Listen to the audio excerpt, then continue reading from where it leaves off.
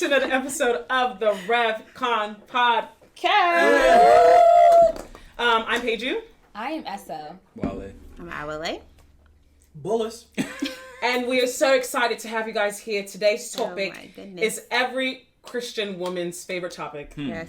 We are here to talk about dating in 2022. Talk about it. I don't want to. And every favorite Christian woman's thing to say in regards to dating is... I am a virtuous woman, Proverbs 31. Where are the good Christian men? Where are the good Christian men? Where the what? Where are the good Christian men? And funny enough, we're asking where the Christian girls at. What? We really are. Like, I kid you not, that's an actual thing. I agree. Like, literally, as soon as I put this the Genesis relationship that's coming up, literally, a dude walked up to me and said, I need you to discuss this. And you know what he said? He said, a lot of girls are asking us to be Christian men, but when they actually see us doing the Christian thing, they actually start to wonder and tell us to our face, we didn't know that you held on to it that hard. And that's interesting. But I kid you not, he walked up to me and told me that. You mean fornication? I don't even know what he was talking about, but he looked frustrated. Okay. Like, he looked like you need to talk about this because, and I've always said it, I do not believe most of all these Proverbs 31 virtuous nonsense. I hate it. I hate it. Well, I honestly, genuinely don't believe women are actually looking for Christian men like you and I. I agree. I think they like that borderline bad boy nonsense. In my opinion, what I've seen, they want that boy with the edge. You know? I think Heard it's that. true. Yeah. They want that edge. You see a girl dating gangbanger, you're like, look at that virtuous man. Nah, he's too like boring. He's too short. Like he's too like he's so not like, you know. The Lord knows what I want. You know what I've noticed? No, he don't. There's an ideal. There's a way that women see their Christian husband, how he's supposed to look. Yes, ma'am. So what we're doing is we are trying to take Christian traits and apply them with a worldly aesthetic. Yeah. So women want men who love Jesus, go to church, do all the things, but he has to look a certain way. But wait, when you pass him by, he should give you a little glance and tell Exactly. you, what's up, girl? How you doing? We like that little flavor. So because true Christian men, if they're like nearby, women are not going to be able to recognize that. They won't. Yeah. Because you're so blinded by this ideal man that's supposed to look a certain way. So it's like there are a lot of good Christian men. I'm very sure about that. Oh Yeah. my God. But We they're not have looking for them. two great Christian men sitting Thank at this you. table. Wonderful. You know what I'm saying? You know we're trying. You know what I mean? I made the comment. You see, this is what. That's a perfect example of how this Proverbs 31. I'm trying to give a homeboy some gas. Proverbs 31. Like, I got it. I know what to do. But honestly speaking, let's be honest, right?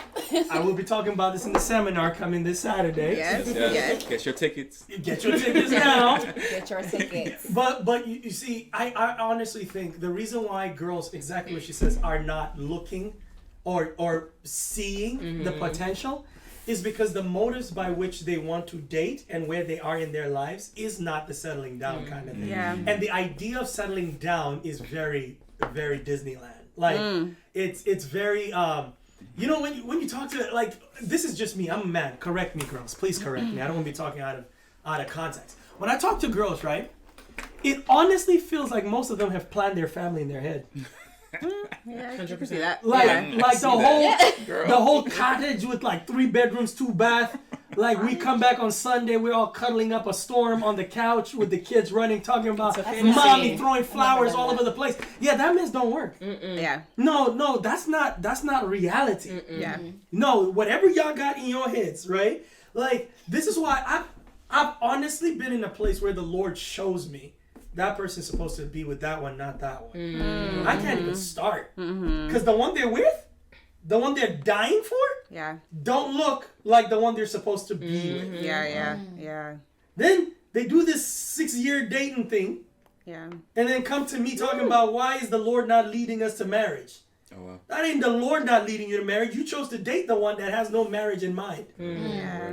Right? And that's a big deal. Women need to be like protective of themselves. Yeah. One, I'm going to repeat this even at, this is where I get in trouble. Jesus.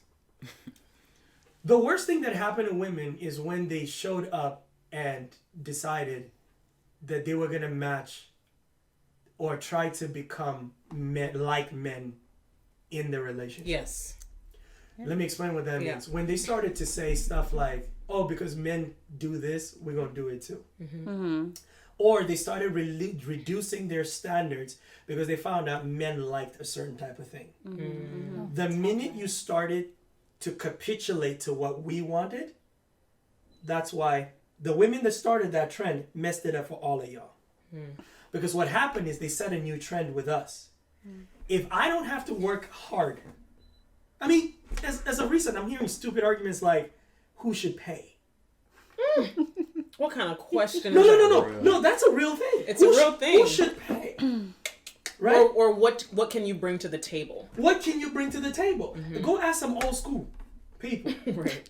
A woman showed up and knew that she was what she brought, and she was it that you needed to die for. And you saw men die. Yeah.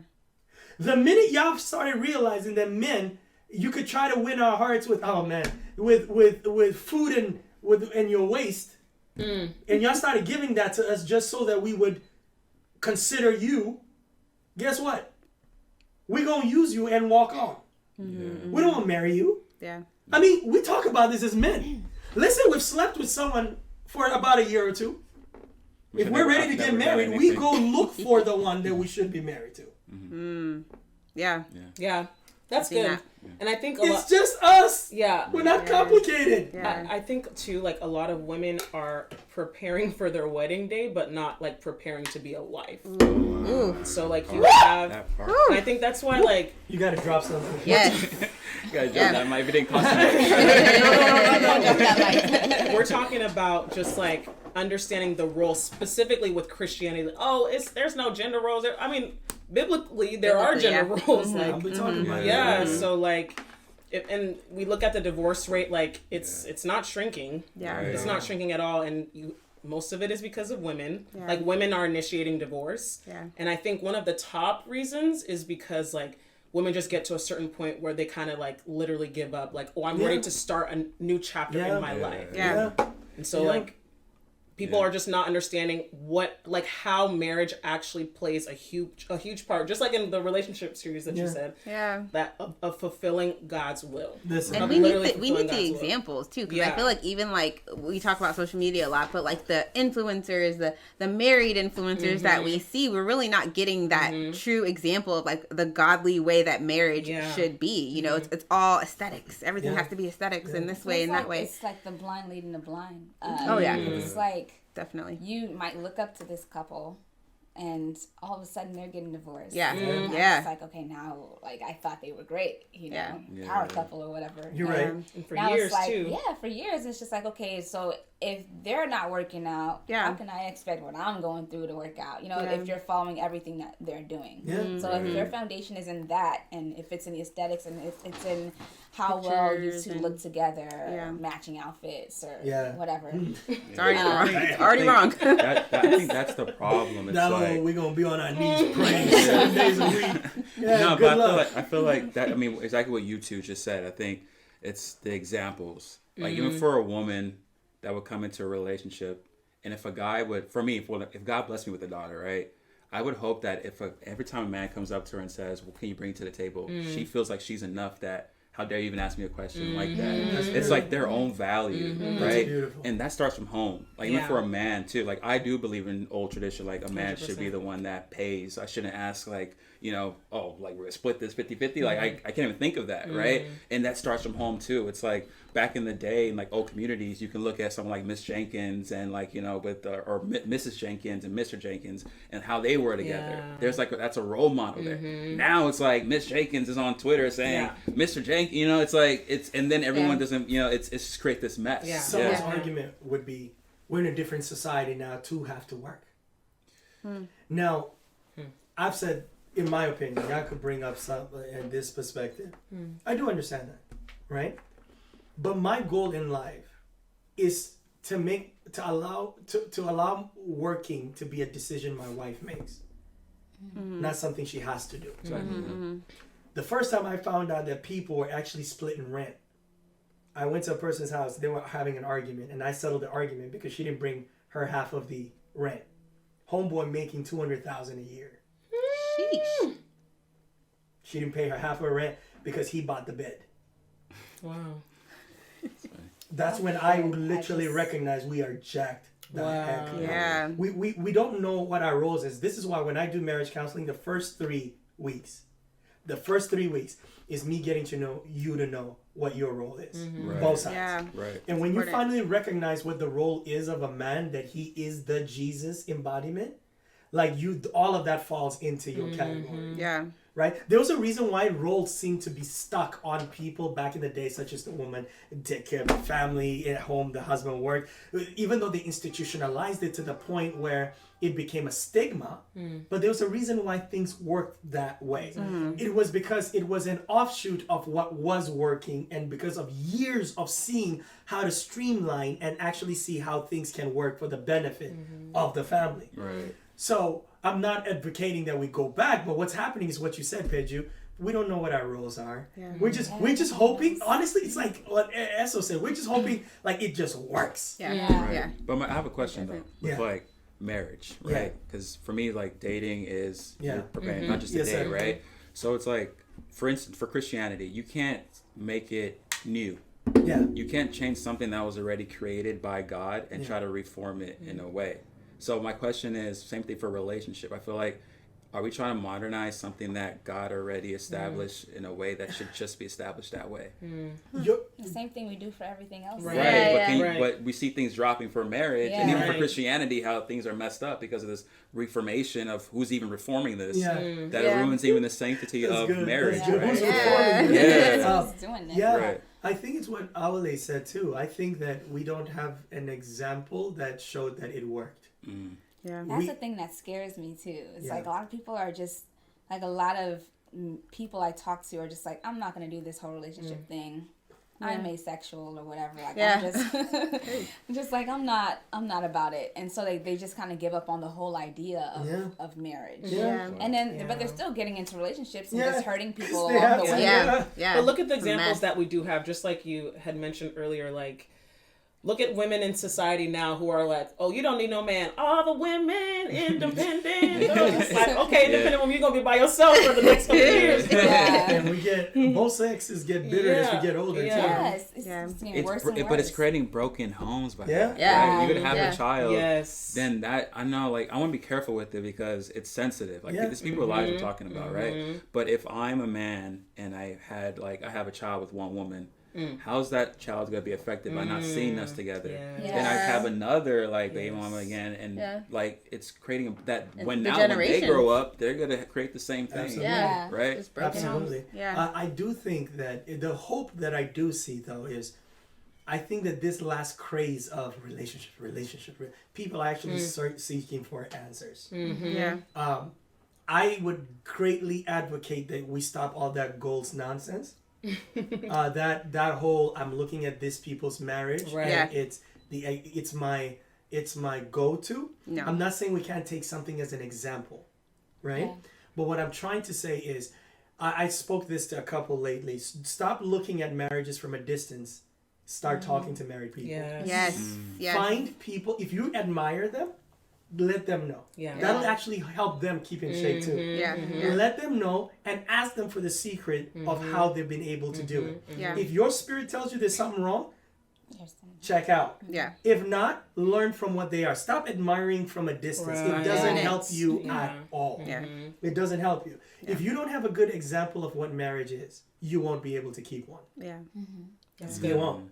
It's because we learned, if God used parents were supposed to be the example of marriage, that we learned from how they were able to rectify situations, how they treated each other. We do that to others because you are what your parents are, literally. So the only problem we're having now is a lot of children are growing up just hoping not to make the same mistakes their parents made. Yes. You can't have a marriage on those kinds of hopes. Yeah. You need to have learned it. So find marriages that are actually working. There's some out there. Yeah. And literally learn from what makes it possible. Don't over spiritualize it. I'm so spiritually gifted, I'll keep my marriage because God shows me how. This is that one institution you need help. I'm telling you straight up. They know I am so anointed. It is the most anointed of us that are messing up. Don't start that nonsense. Wow. It is, you need a human example of how marriage works, or you will create the same mistake. I don't care how much you hear God. Right. I don't care. Right. It's because I've seen it. I've seen this whole, oh my God, we're going to, be tight in the spirit. We're going to pray every day. Yeah, good luck. Oh, sometimes you wake up, you ain't trying to pray with that person that woke up with you on the same bed. That's funny. So, I do think that where are the good men? Where are the good women? We're there. We're just looking in the wrong places. Right. Yeah. Our appetite is not for the right things. Right. It really So you're isn't. saying we don't really want a good man. We don't want. You don't really want a good man. Y'all want a guy that's from shoulder to shoulder is 6 feet. You guys just want. But even with that though, it's like we have to understand. Like we've gone through like love versus lust, and lust meaning like what's in it for me. Yeah. Right? Like a lot of people they'll look at someone's like, okay, what's this person gonna do for my life? Right? And it's more so like that Christ love. Like, even if you don't, I don't feel like people shouldn't even be searching so hard, like a hawk, looking like for a guy. Like, you see girls or men just like it's almost like being patient and understanding the grace of God over your life. And then from there, when God does bless you, it's like, I have that love of Christ for this person. And I'm not in a relationship with you because of what you can do for me, but what I want to do for you. The serving. Exactly. It's funny too, because like we look at marriage in Christianity as like the pinnacle point of our life. And so it's like once I reach marriage, I did it all. God's blessing me. Right. To be honest, that is literally how we see marriage. It's this accomplishment that we think is I mean, granted, yes, marriage is beautiful. It's not even just beautiful. It is part of the divine purpose of God to replenish the earth. We get that. Right. But it's actually what your marriage does. That is the reason why God got you married. Right? So it's what you were going to. We plan for the wedding, but not for the marriage. Which is why our focus is so misconstrued. No, like, look, let me not generalize it. There's some girls out there, but it goes even to the other side too, right? Some of us are like, no, I want the godly man, but the kind of godly we're looking for don't exist. Right? It doesn't. What do you mean by that? Look, man, listen, I have counseled a lot of pastors' daughters, man. I have. And what they're looking for, because they ain't trying to be like Sister Shaniqua, is they want to, if your name Shaniqua is no inundation against you, it's they over spiritualize the process to the point where they're gonna be 35 and single or 40 and single. Unless it's Jesus himself, like Jesus himself well, has to come down. Jesus ain't good enough. Oh God, no, you because the kind of guy makes no mistake. The kind of guy is that one that as he walks, like the cherubims and seraphims wake up to alarms, And what have they done to prepare themselves for? Are you that same person? Well, no, they are that. They think that they are already at that standard. They need a man there. They need to. And there's a lot of false expectations there too. So, and I'm not saying we need to find a balance. No, I hate that crap. No. But I'm saying we need to. What Wale said.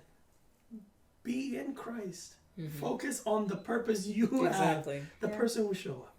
Right. The person will show up. Both sides. Right. The person will show up. Because it's a complaint both sides complain about. Right. And the only thing I'll add to that is, the way you're supposed to love in a relationship is how, for a man is how Christ loved the church, right? So it's like, for that person that said that, would Christ only accept us if we're at the same level as him? No. Well...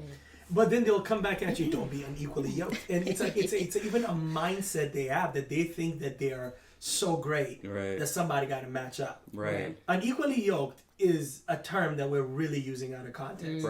Right? And that had to do a lot more with the type of animal than anything. Right. And so we'll talk about that, the relationship series, but we use that to validate our spirituality. So it's either we're looking for that borderline bad boy, or we just think like this guy is coming, or this girl that just understands every corner of my life. Every person I've ever counseled, every marriage I've ever seen, they never understood each other in the beginning. Right. I have a question. They had to work at it. Every one of them. So if you over here waiting about, oh, he just got that other side of me, or man, she just said hallelujah, my body went into like shock mode. Yeah, you just lusting right at this point. Because at this point, I've never met a couple that showed up and was like, they got me. It's a working at it. You have to work at it. You got to work at it. Yep. It's the quality that you look for that has the ability and the patience to work at it. Right. So like within like the dating phase, when would you say would be a good time to go in and go get counseling? Oh, that's good. Well, oh man. Within dating. Within dating. Within dating? To get counseling. Computer gonna die, so we're gonna have to end this. But dating, I think there are already, the Bible already gives precautions that you should see that shouldn't waste your time at all. Yeah. The Bible is very clear about them, and I tell people my first week of counseling in dating, when people are ready for marriage counseling, is in the first 3 weeks is to assess if I should even continue with you guys, because I don't believe you need to marry each other. That's just me. Why? Because if you haven't put in those caution tapes and vetted each other, so that's the counseling you guys do to each other. Right. By the time you guys come to me, it's still because you guys are trying to get married. Because if you guys need counseling while dating, you guys are not vetting each other. And not only are you not vetting each other, you guys don't even have the communication ability to understand each other. And if you guys are trying to fit a dating scenario, remember, marriage amplifies every red flag in dating. Marriage amplifies it. Everything you see as a problem gets 10 times worse when you live with the person. That is a given, because you wake up to it. It doesn't leave and come back. Yeah. Hey, it builds memory. You want these people to get it builds a storage memory. Wow. It creates trends at home. Wow. So you not have to live against it. Yeah. So if you're not vetting each other, and we can talk about that in the next podcast, how we vet. You got to vet each other. If you're not doing that, if y'all come in for relationship counselings, first of all, y'all don't even know yourselves at that point. Right. You coming to me to tell you who you are. We're not even talking about marriage yet. That's right. And so by the time you guys vet yourself, come and say, hey, we're trying to get married. We got these issues. At that point, we're not trying to date. We're trying to get fixed into marriage. Different. Yeah. Love that. So, y'all, we talked a lot about dating. I know we insulted some few people, but we're good. Y'all gonna be all right. Y'all gonna be just fine. Shake it off. Make sure you come out to the relationship seminar. Love Genesis. This Saturday, March 19th, 11 a.m. Be here on time, Africans. Hey! On time. I ain't throw Africans. I love y'all. Anyway, no, do come on time. We'll have a taco. We're gonna have tacos. We're gonna have free tacos. Yeah, buy the tickets online. The tickets are online because there's tacos. Anyway, so we love you guys. Have a great one. Do submit your questions so that we know where to go in this podcast. We love you. See you guys.